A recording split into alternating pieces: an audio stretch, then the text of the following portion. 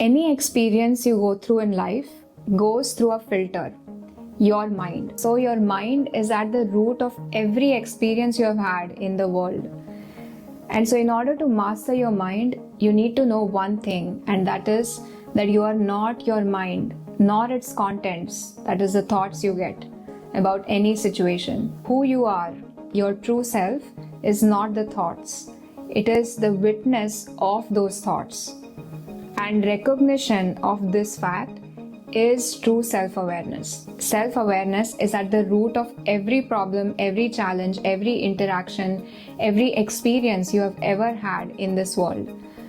All your relationships with your family, friends, peers, detractors, all of them are held in your mind. And when you know this, that brings in a certain distance from all the thoughts you have about any situation that's bothering you. And that means that you don't conflate it with believing those thoughts to always be true. You're able to separate those thoughts from your definition of who you are and what your life is. To give a small analogy of how the before and after looks like when you embark on this self-awareness journey is this.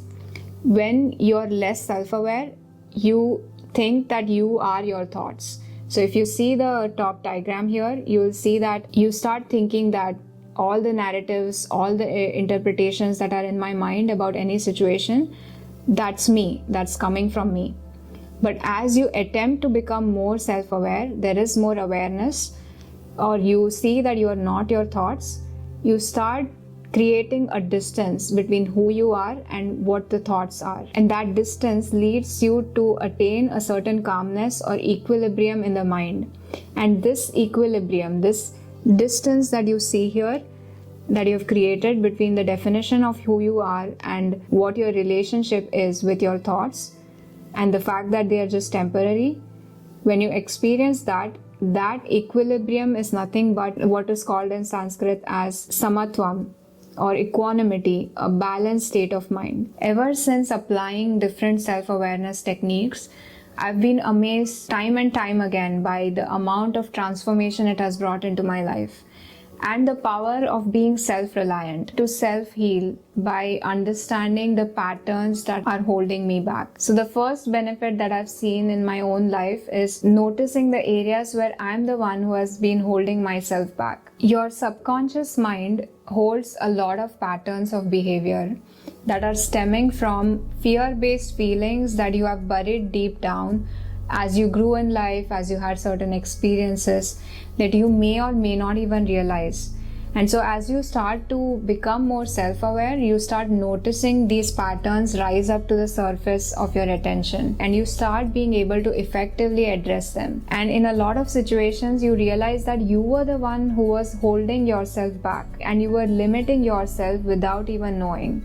So the first thing that self-awareness helped me address was to remove the biggest boulder from my life, and that was myself. The second thing that self-awareness has really helped me with is relationships, having better relationships with others around me.